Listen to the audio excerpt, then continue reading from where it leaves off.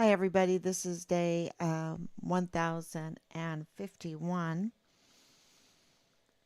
1051. And remember, not too long ago, about a month ago, I said that we've hit the big leagues. We have hit the big leagues.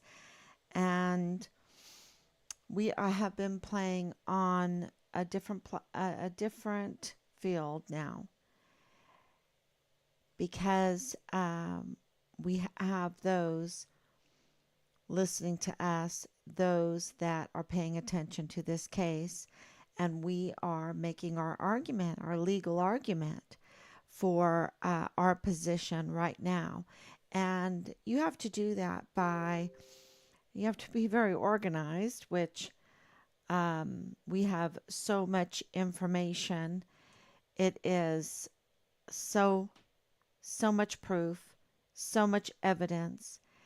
And I wanted to comment on that because we have something that very, very, very few people have unless they have somebody that works for the FBI or in the CID, in the military. And that is when you put in an FBI complaint or a CID complaint, especially if it's notarized, you don't get your CID file number. You don't get that. You don't get an FBI file number. They don't do that. That is not available to the public. That's not for public use. So, and for good reason, to protect those who make the complaints. And Leilani Hart made a complaint. She made a wowzer complaint. She made a very criminal complaint. And in that criminal complaint, she her household her household was sexually assaulting a 7-year old, a child of a service member. And the vast public might not know this, but El Paso knows it. And that is when all of this border stuff was happening and they um, opened up the emergency intake center, they hired a lot of child care workers. And that left the rest of El Paso in need of child care workers. They didn't have the child care workers. And so, yeah, they were desperate. And Leilani Hart had a Hart's child care. It was in the name of James Hart, her husband. I believe so. I believe that's how it's advertised anyway. Uh, so multiple members of her household were sexually assaulting this 7-year-old child of a service member in Leilani Hart's master bedroom. Okay? And when James Hart shows up on mothers of missing, murdered, and maligned soldiers, when I make the suggestion, and it's an educated, well, it's not really educated. We have multiple witnesses on record stating that Dallas Hart was Richard's platoon leader. Yet they come forth to argue that point, not to argue the point that a 7-year-old was being sexually assaulted in Leilani Hart's bedroom, master bedroom, by multiple members of the household. He's not arguing that. That was notarized. Those are not my words. That is in this document that was notarized. We talked to the notary public, and he confirmed that he had it in his hands and that he indeed notarized it.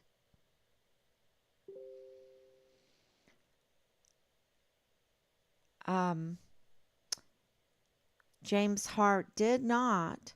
This is and they're in a major divorce. I don't know if it's finished yet, but it was just really ongoing for years and years. And um, and the fact that there was child pornography for long periods of time in the home, and Leilani Hart, was notarized that complaint also. That was not argued either. The argument was Dallas Hart wasn't Richard's platoon leader. Being Richard's platoon leader is not a crime.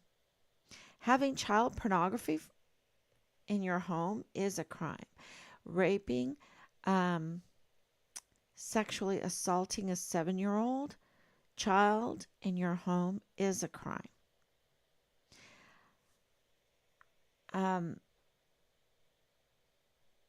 there was not a complaint about the incest, that Dallas Hart was in an incestuous relationship with his brother. And there's more. I'm, you know, I'm just I, I'm just trying to be very careful because there's more to this complaint than just that. And James Hart knows it. He knows it. And yet, what he gets angry about or upset about or, I don't know, what he's moved over is that, I have people telling me um, that Dallas Hart was Richard's platoon leader. That upsets him. But that's something that's easily fixed, not with a handwritten, that didn't make any sense, travel document that was provided to Team Fire and Richard Halliday by those that are up to no good. Okay? It's provided by those who have proven by their posts and their actions that they are up to no good and they cannot be trusted. And so it would be very welcome for James Hart to get somebody that was trustworthy to produce evidence that Dallas Hart was not Richard's for platoon leader. Because right now on my chart, Dallas Hart is Richard's platoon leader. Because I have witnesses, multiple witnesses that say Dallas Hart is indeed Richard's platoon leader during that time.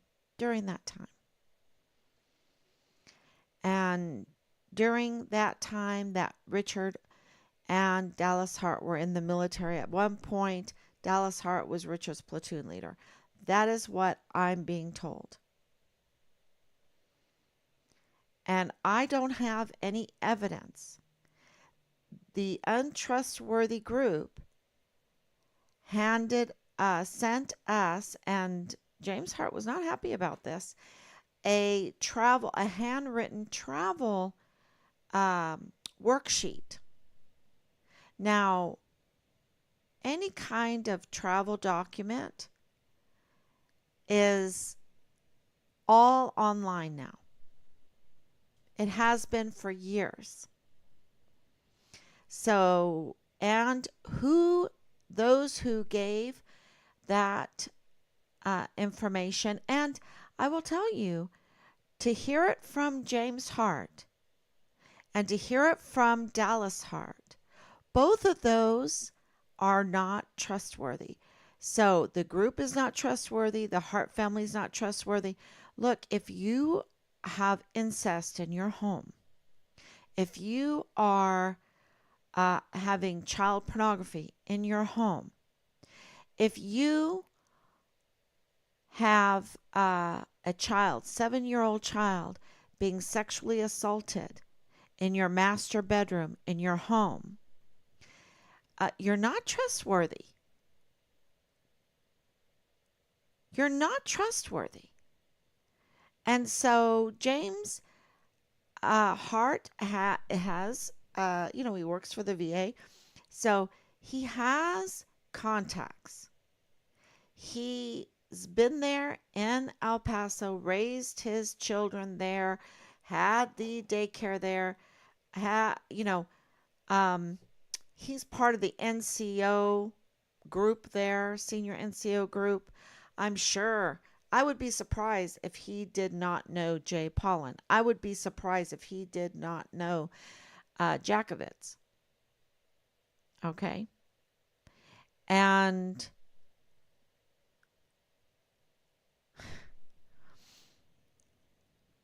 so, to be that established. Now, Richard, when he went to El Paso, he wasn't established at all. He didn't know anybody. My dad has a good friend there. Um, my dad, um, rest in peace, Dad, has a good friend there. But Richard had not been introduced to him. Um, so, anyway, it is interesting that with the knowledge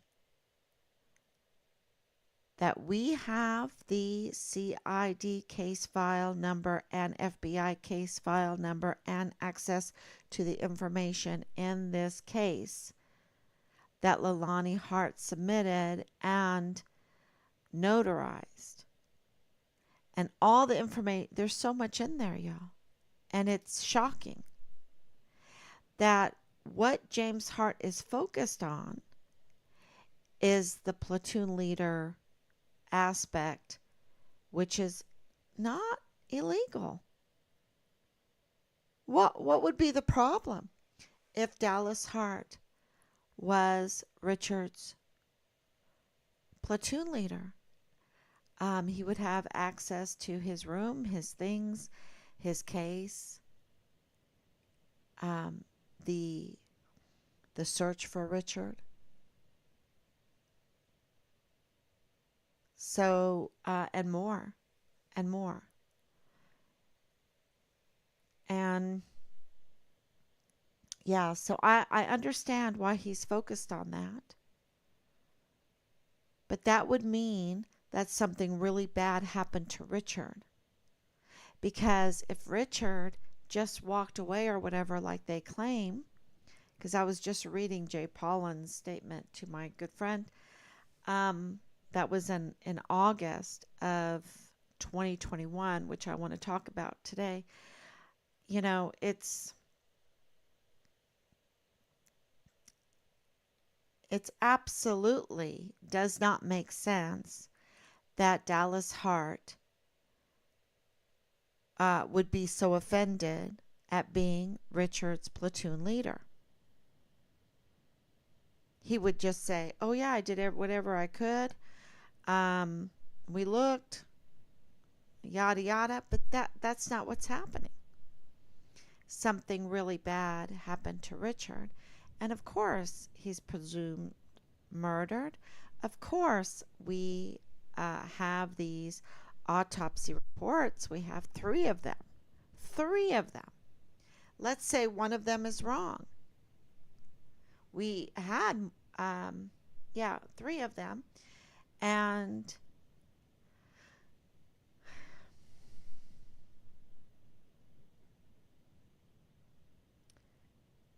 it shows that Richard was tortured. It shows that Richard was murdered. It shows that he was dismembered.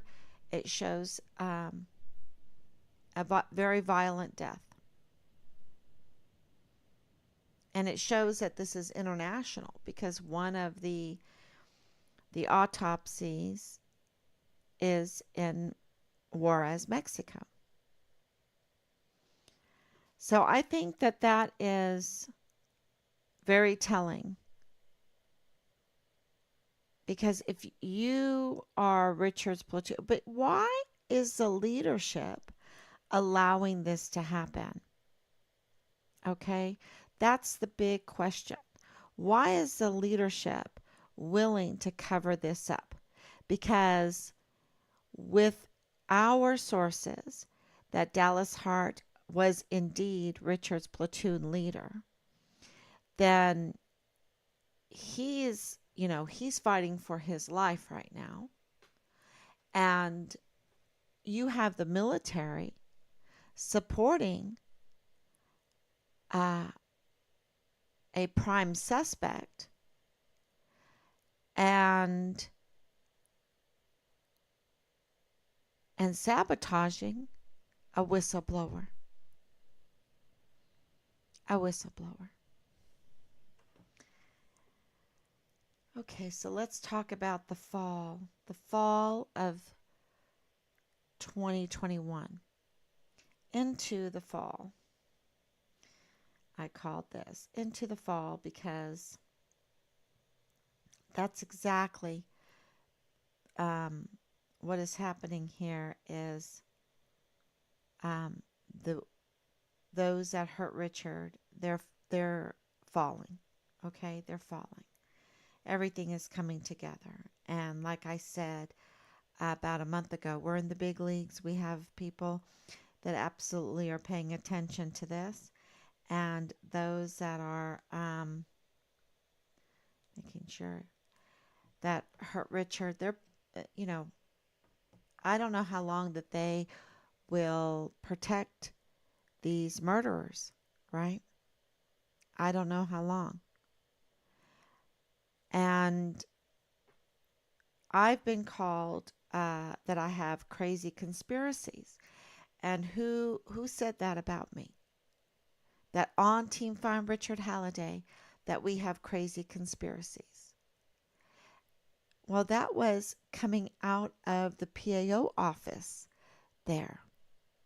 A member or a former member, at this time it's a former member of the PAO office there on Fort Bliss. And is that important? Because PAO is public affairs office, right? So, and I want to make this very simple. CID, Garrison Commander, 32nd AgCom Commander, PAO. Those are all very important to work together when you have a missing soldier. They work together. The public affairs office, they're the ones that reach out to the public, to the media. And that is very important when you have a missing soldier. And then the CID, and then the garrison commander, and then the 32nd AgCom commander. And one of them, or in conjunction, called off the search for Richard Halliday. And I'm thinking it was around day 3 or 4. And the reason why I say that is because on day 3 and 4, that's when they're supposed to contact family. And they absolutely had our number. They absolutely could do it. Don't make this excuse like Jay Paulin, oh, it wasn't on the form. Okay. Those forms are, our NCOs are so messed up. And I'm sorry, the forms are messed up. It's not just, this is a systemic problem. And I don't want to offend the NCOs at this time. My dad probably would. My dad probably would because he was an NCO. But, and Richard is named after him. They're very close. But I think it's this training this grooming, the lack of Medal of Honor ethos training, the lack of esprit de corps training, our culture that has really destroyed the Medal of Honor ethos and the Good Samaritan and um, the esprit de corps. Absolutely. And it's also been the bad decisions of our leaders that take us into these wars and mistreat other people. And when we mistreat other people, especially children, then it's very hard to have some esprit de corps for our country, for our military, when you know that the DOD is the one that was in charge of crimes against humanity, then it's very hard to um, stay very patriotic. And if you're in the military and you're very close to it and you see this, it's even harder, right? And so it really takes morale down very fast, very fast. Um, oh my God, that is terrible to hear. Yes. This case, Richard, Susie, I want to update you. Richard reported to the CPS.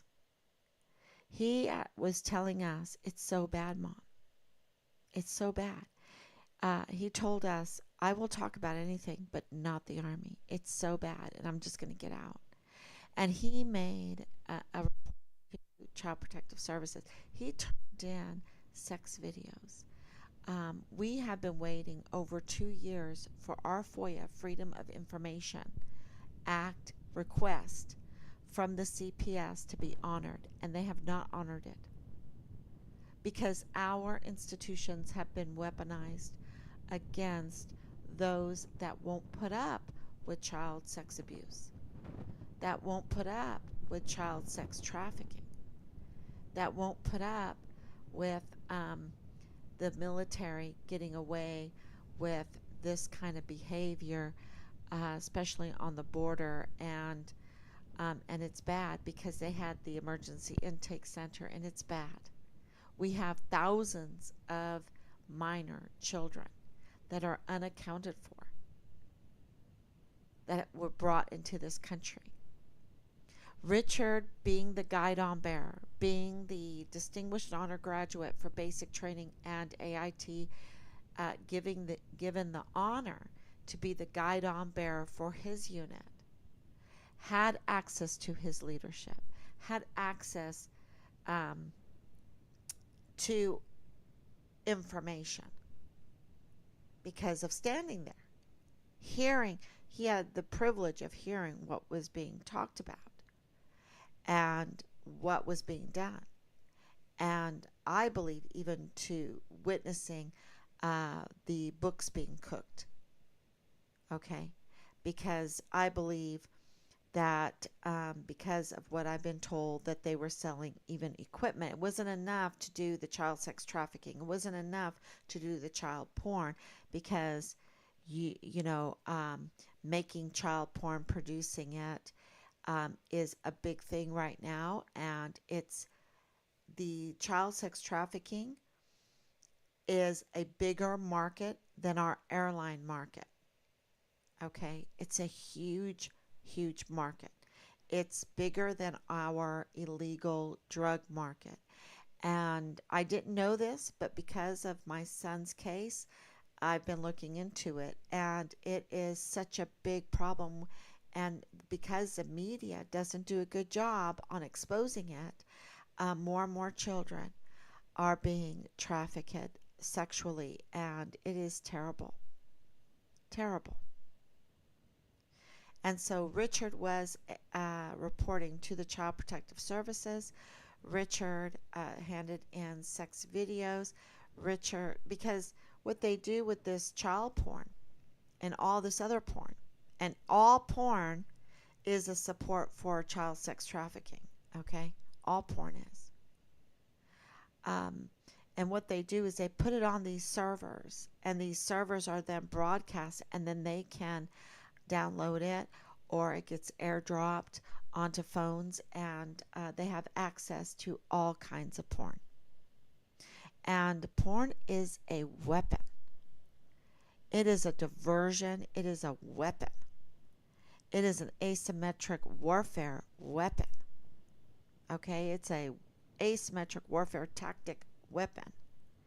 And that's been used against our military service members over and over again. I've heard it, I don't know how many times, over and over again, from the Navy to the Air Force to the Marines to the Coast Guard to the Army. It's a huge weapon. And Richard was reporting even to the CID. Okay. Then the CID exposed him. They are responsible. The Criminal Investigative Division, the very institution, the very agency that we rely on for the whistleblowers' protection, for law enforcement, exposed Richard and has put a target on his back and lied to us, because when they put the target on his back, he was then retaliated against. So it seems that it is out of hand, the amount of participation in the Vanity Fair of child sex pornography, child sex abuse. And it's so much so that it was happening in the Hart family, multiple members of her household, to a child of a service member. And there's more to that story. There's more to that story. And it's not nice. Let's just say it doesn't make the world a better place. They're up to no good. And that is NCOs, y'all. Okay, this is a connection into the NCOs. This is the senior NCOs, connections into the senior NCOs. So we have then Leilani Hart having an affair with a CID agent, Special Agent Tavita Nusa, while at home with her family that has a senior NCO, VA worker. She's reporting in her household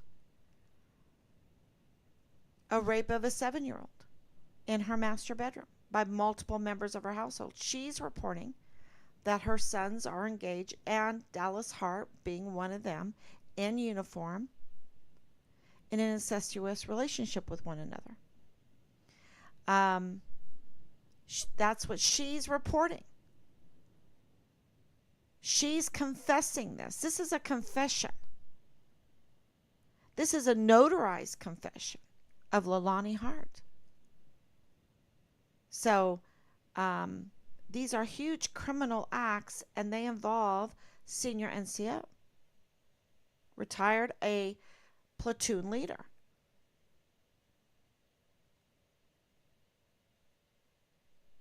Another veteran. Members of the El Paso community. Members of the Fort Bliss community. A child of a Fort Bliss soldier.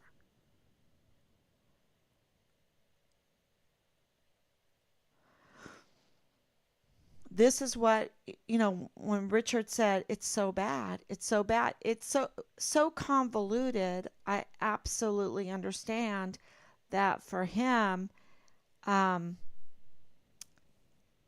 can he explain that and for us to even believe it? He can just say, Mom, it's so bad. Because there is a satanic fog on all of this, a satanic um, element in all of this. This is a cult element in all of this. And we saw that with the colonel that is in this doggy sex cult who,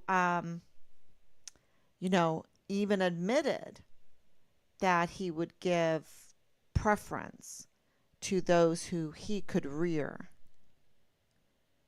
And he, at his retirement, he's saying that and taking a picture in uniform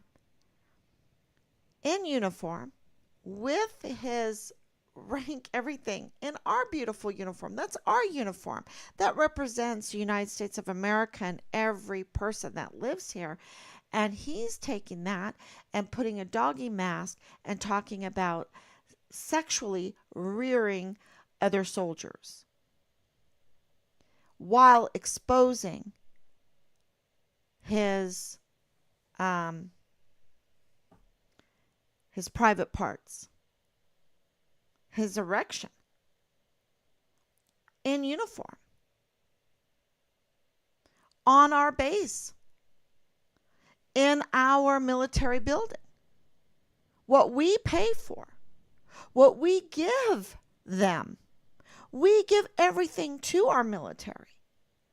We entrust them with the defense of our Constitution. And this is what they're doing. They're mocking us.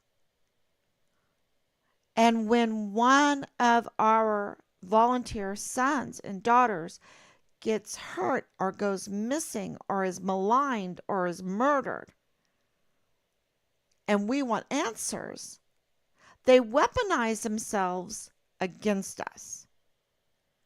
And they use their military training, their military operations, their asymmetric warfare tactics.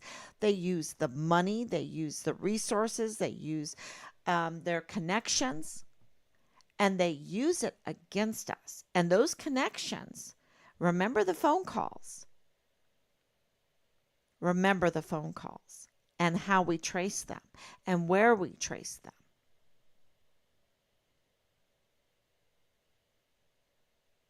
And so tonight, I've been working on the timeline. It's pretty time consuming. I don't have a big staff. So everything takes time. And, 2021, with my dad really sick, and living here and us caring for him, and, it was a blessing that we stayed afloat with Team Find Richard Halliday. It really was. And some of the research and that could not happen because we had other priorities. And I don't regret that at all because, we were there for my dad. And 2021 was not a great time for older people to be on their deathbed, right? But for my dad, he was here. He could see all of his great-grandchildren. He could see his grandchildren. He could see us. He had everybody being able to hold his hand, to give him kisses, to feeding him, to every need that he needed. He wasn't restricted in any way. And so that was a huge blessing. Huge.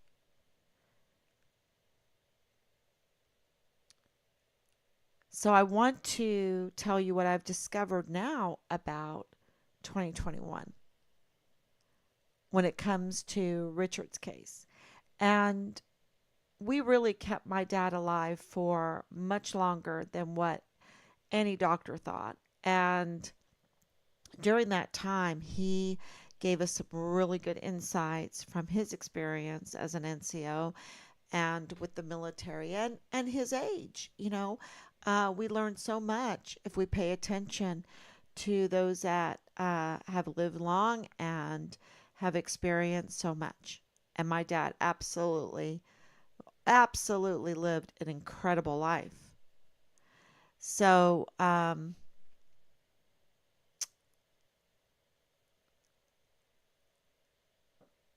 in 2021, it took us a good 10 months to find out who Dollar General Man was. Okay, I think a good 10 months. We were in El Paso in October of 2020. October 26th, we got a phone call from a cashier that we had met at one of our rallies, and we had given her, um, well, others too, some flyers, and they said that they would put them up at their workplace. And they were true to their word. We didn't know. We gave so many flyers out. They could have just thrown them away if they wanted to, but these ladies were true to their word. And they put them up on the door of their Dollar General, and they put them up on the ice box outside. And so anyone that got ice saw Richard's face. Anybody that went into that door saw Richard's face. And she called up and said, "Oh my gosh, a man just left here and said that he was with the FBI and that they had found Richard, and it's not good. You need to come." And I'm like, "Oh, we're on our way. We're on our way." And we were in the truck. Rob made a U-turn, and we got there less than an hour after he had left. And you can see the video on Find Richard Halliday. We took a picture. Uh, we took a video of the cashier. She is like a hero. She's a saint. She's more than a hero. She's a saint. She really is. And I don't think that she knows what a saint she is and what an impact that what she did will have on the world. Okay? Just to let you know. Incredible, incredible young lady. And we videotaped her. She allowed it. She was fearless. And she, with others, because we talked to others there, let us record the CCTV footage.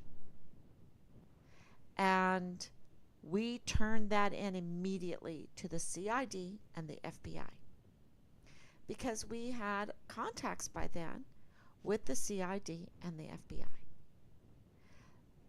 Neither one of them, with the leadership, had told us that Richard was a whistleblower. We did not know. We didn't know Richard. There was so much information that was kept from us. And we did not know that he was a whistleblower.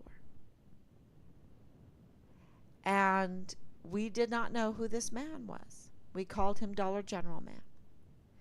And the FBI and the CID lied again to us and said he was a nobody. And, you know, I just knew that they were wrong. We knew that they were wrong. Rob knew that they were wrong. He wasn't just nobody. And so we pursued in our own research, because they told us to research. They told us to bring them leads. They told us that they would not be able to do anything unless we brought them leads. And so we researched. And it took us 10 months.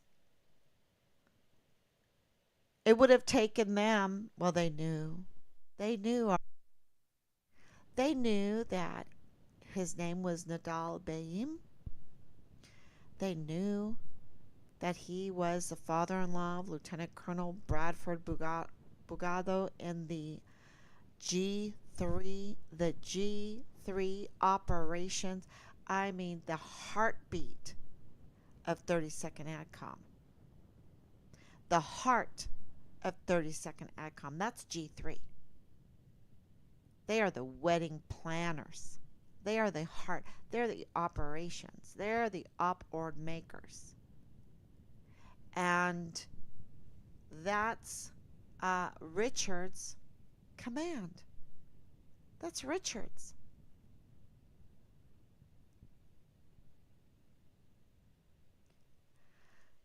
So,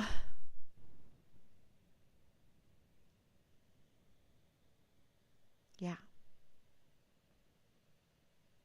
that's Richard's command. And he he said that Richard was was found dead. You know, they were looking for his remains. The FBI was looking for his remains in Mexico. That's strange. How can the FBI just go over the border into another country and look for the remains of a soldier? That's kind of strange. But that's what he said. And we called the State Department up because he said that they found him and he's dead. Shh, shh. Remember the shh. Why is that a secret? Why is that a secret if they found my son? Tell me, right? And so Rob had been given a card by a State Department special agent right there in Juarez, Mexico, our contact, our American contact in Juarez, Mexico. And we called him, and he confirmed that the FBI was looking for the remains of our son in Juarez, Mexico. Okay, so that happened around August. August of 2021, we found out who Dollar General Man was. And isn't it strange that um, that's when we got pushback? Just like after the officer of the court filed a complaint against Lalani Hart and Tavita Nusa for leaking Richard's file, and Tavita Nusa is a special agent in the CID, okay?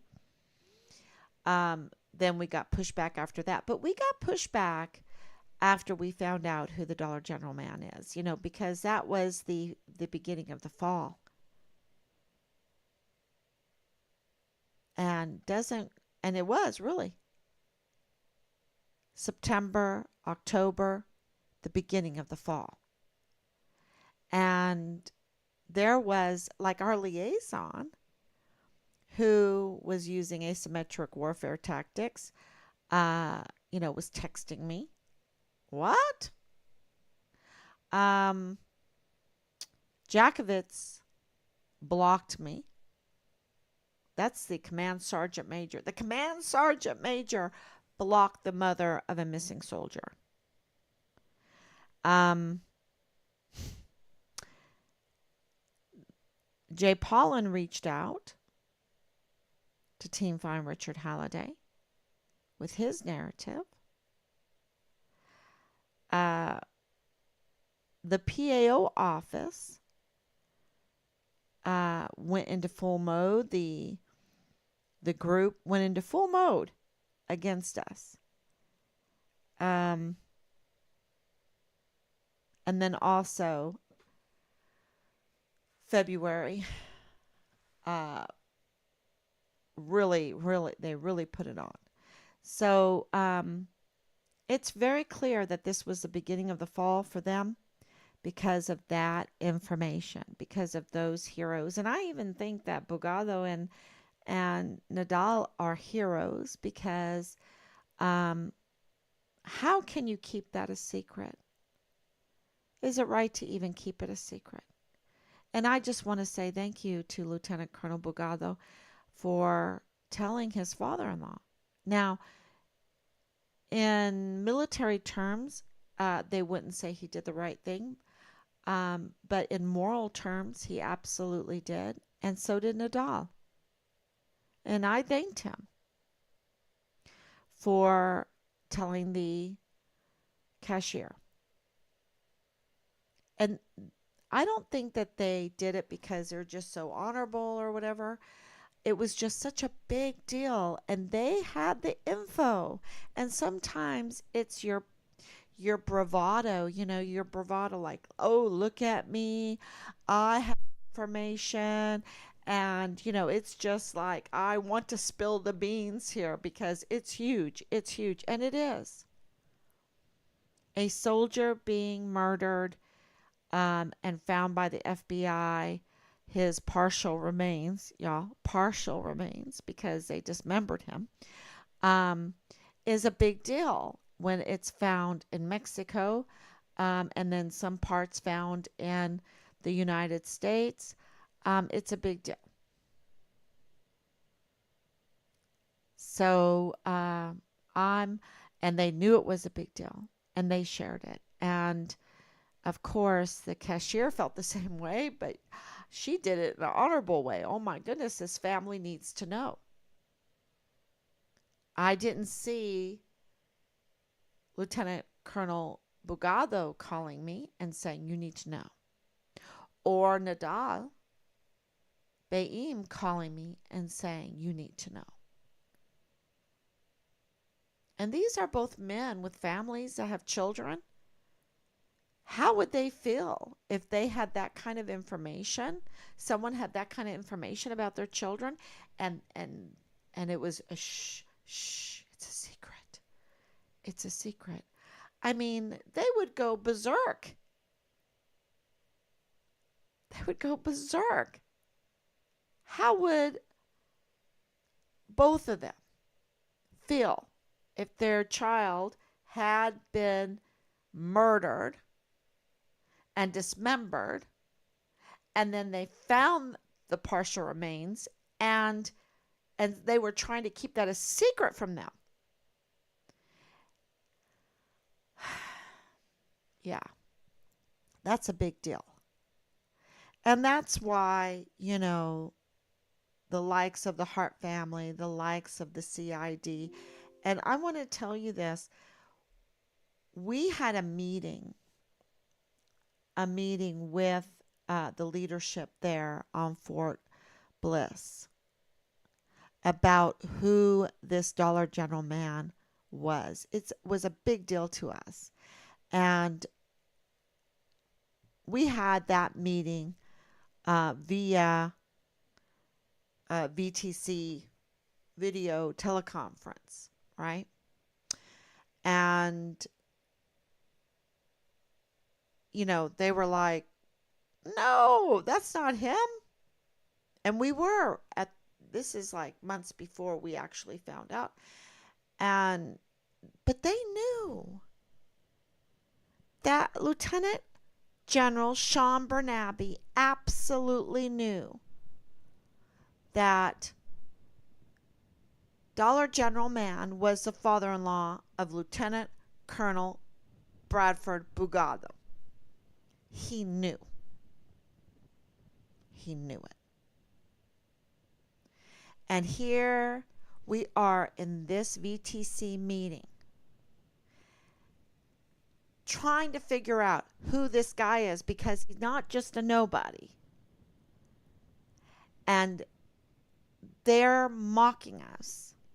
They're keeping information from us.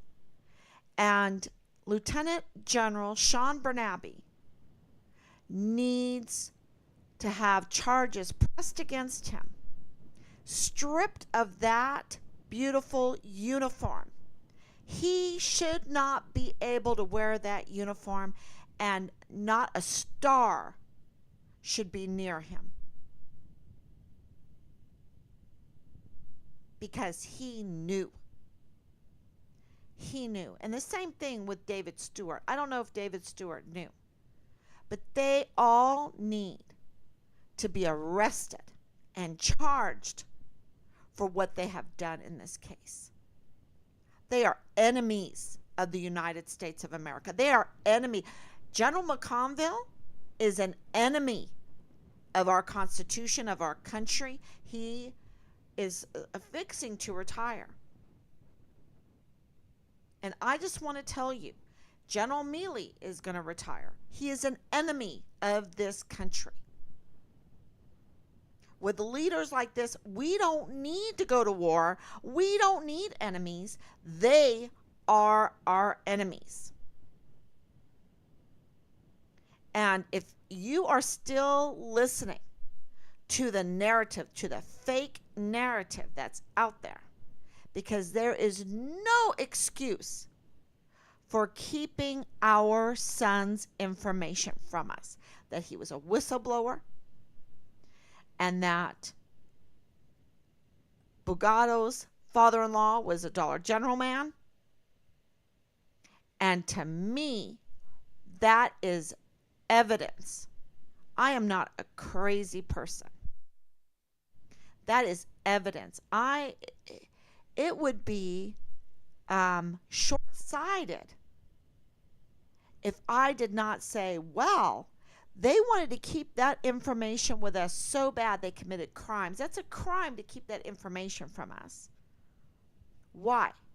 Because that gives it legitimacy. That gives that the FBI, well, the State Department said so. See, this is the thing, that the FBI were looking for the remains of Richard. We know that Lieutenant General Sean Bernabe were looking for the remains of Richard. There at Area 244, the mock Afghanistan village. We know that at Christmas. We know they were looking for Richard's remains.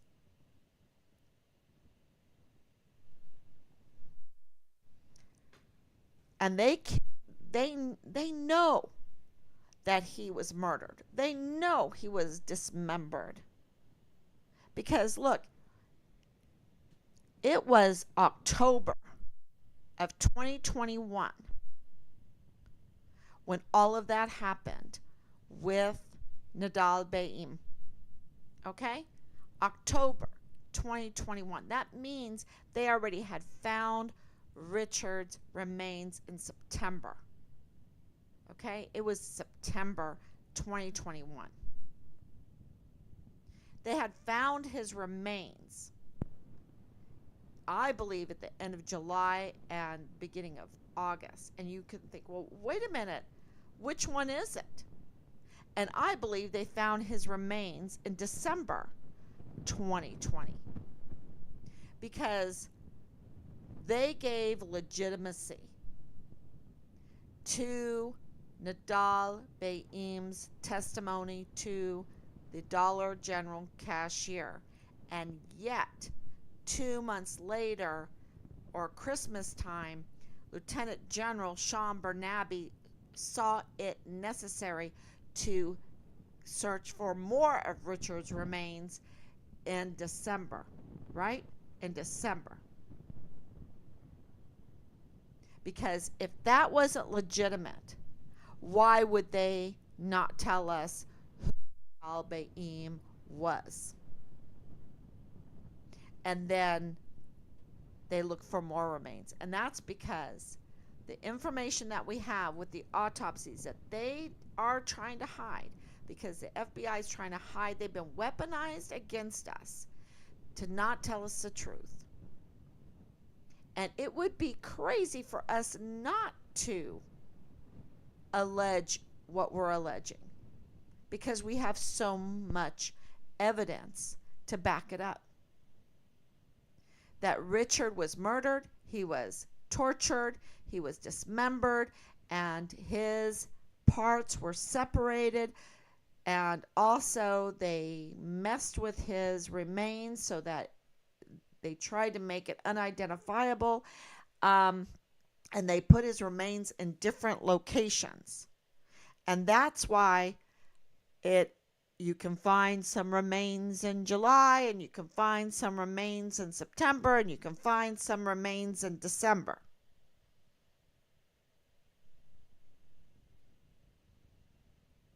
And here I am, the chief investigator with my husband of the disappearance of our son, and I'm not even allowed to grieve that.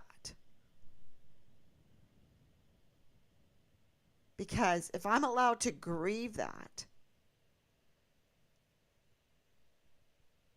then who's going to advocate for Richard?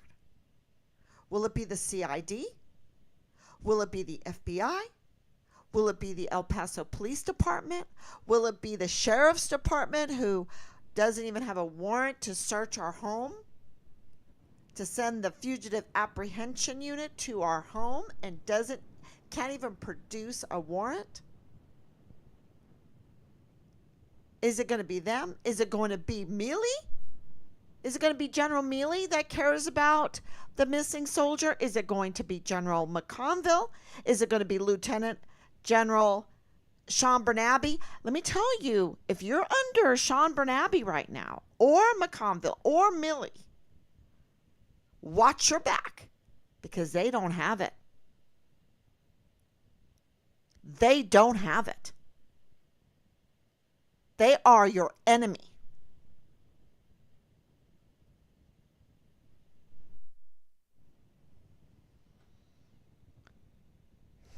And they are your family's enemy. They are our country. We have 44 four-star generals and admirals today, and we have thousands of children unaccounted for. We have a historical high rate of suicides in our military. My husband served 30 years in the Army. He never belonged to a unit that had a suicide or an AWOL soldier or a missing soldier. Never. They didn't have it. We have 44 four-star generals now. World War II had 7. 7 with 10 times more service members. We're so top-heavy with criminals. They are criminals. Crimes against humanity.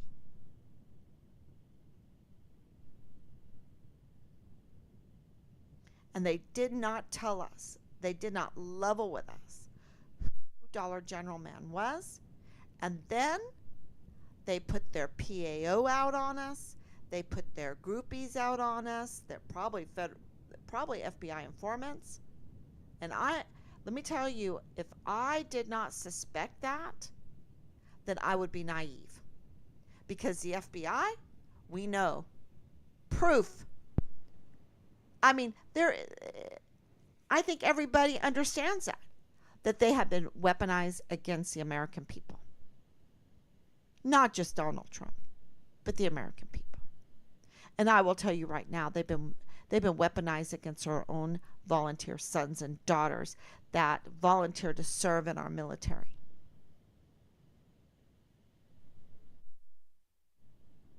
I think this is, can you imagine something like that happens and then Command Sergeant Major Jakovitz blocks me? We find out who Nadal Baim is, the father-in-law of Lieutenant Colonel Bugado in the G3 of the 32nd ADCOM. Command Sergeant Major Jakovitz is the Command Sergeant Major for 32nd ADCOM, and he blocks me? Does that make sense?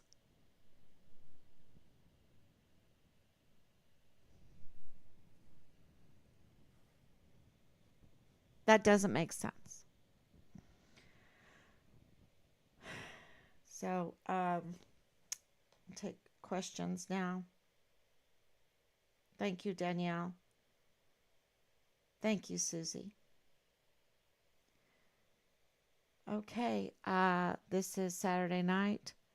That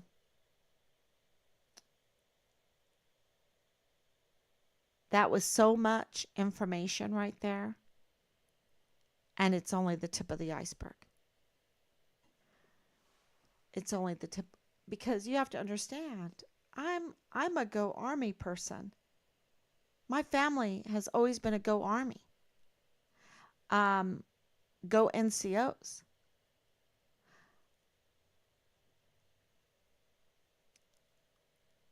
They've betrayed us, the leadership. And what do I mean by that? They betrayed us in the training. They betrayed us in our culture. They betrayed us in the defense of our Constitution. They've gotten away with it. They've done a very good job on attacking our families, our land, our people, with their asymmetric warfare tactics, their psychological operations. Their psychological operations is billions of dollars, okay? They're part of the they are our enemies. These 44 four-star generals and admirals. And we need to hold them accountable for what they've done.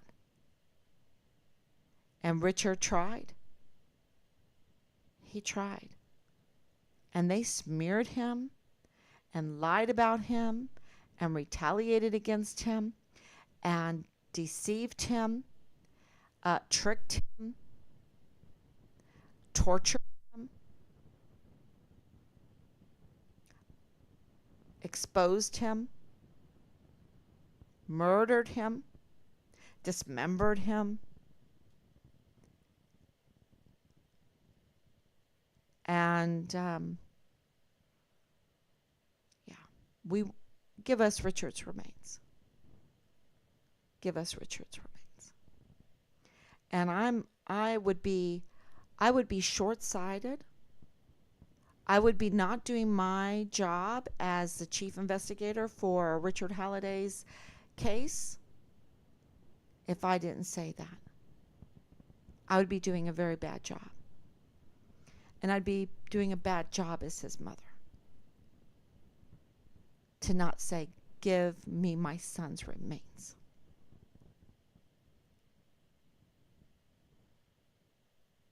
So, okay, everyone, thank you so much. Please share this information because you are our PAO warriors. You are the Public Affairs Office for Team Find Richard Halliday. You are. And that Nick Brown Bell, the the PAO office, they know a lot. And that they were weaponized against us, we can't depend on them. So we depend on you to be our public affairs office warriors, soldiers, service members, defenders of the Constitution, defenders of the volunteer sons and daughters that volunteer for service to this country, listening to their recruiters, and yet when they get in, they get groomed. They get groomed and they get put in these barracks that are unfit to live in because they're built with sour supplies and building materials. Sour. Okay? Sickening. Rotten. Chemically. I don't know. What do you want to call them? Bad for your health. And then they make the barracks a marketplace for illegal drugs, a place to groom them into PTSD, groom them into sexual cults, groom them into being sexually harassed, sexually assaulted. They are so fearful that the barracks are flush with weapons. They are so fearful that they shake. They shake.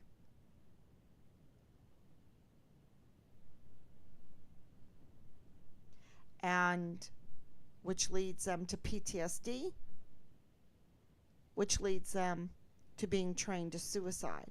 And if they're a whistleblower, then watch out. They're really going to go after you with the asymmetric warfare tactics, the psychological operations, and that's why our suicide rates are so high. Our young people. Young. They can rally. You know, you're young, you go through something tough, you can rally, you can recover. You know, young people recover so quickly. They can recover and they can have a life and have a prosperous life. But our leadership is so vile. You have the likes of Jay Pollan as Richard's first sergeant. You have the likes of David Park as Richard's captain. You have the likes of Dallas Hart as platoon leader.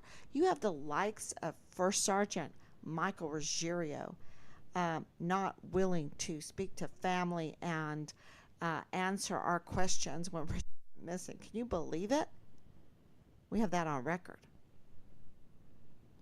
And the command has it on record because we gave it to them.